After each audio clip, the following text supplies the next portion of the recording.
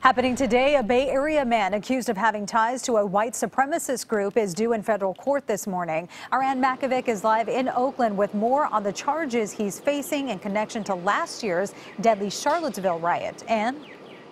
Yeah, it's taken more than a year for these charges to come about, and now it looks like Cole Evan White could be extradited to the East Coast. He is set to face a federal judge this morning in Oakland at 9:30.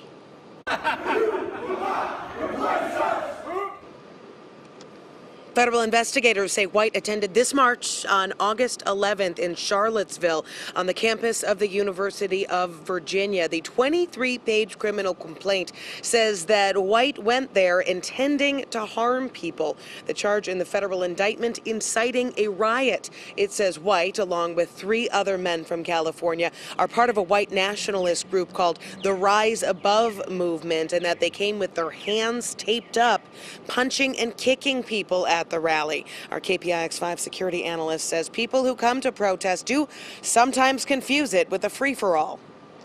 People feel as though they have the right to riot, and during that period of time when they're rioting, they can do whatever they want, and that's not the case. You can march, you can demonstrate, you can do whatever you need to do to get your point across, but you can't cross that line and exhibit violence or do something that's going to cause death or harm to others. The complaint also says White tried at least twice to light people on fire with his tiki torch the first day of the demonstrations. The next day, you may remember when Heather Heyer was run over by a white supremacist. The complaint says White was headbutting counter-protesters, including a clergyman. The indictment also places him at local rallies, including one at UC Berkeley back in April. Michelle. And what do we know about Cole White's past?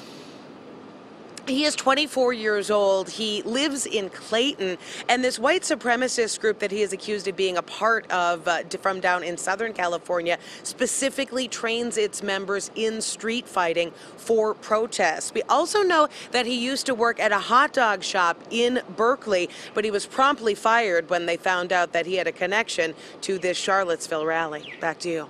All right, Ann, thank you.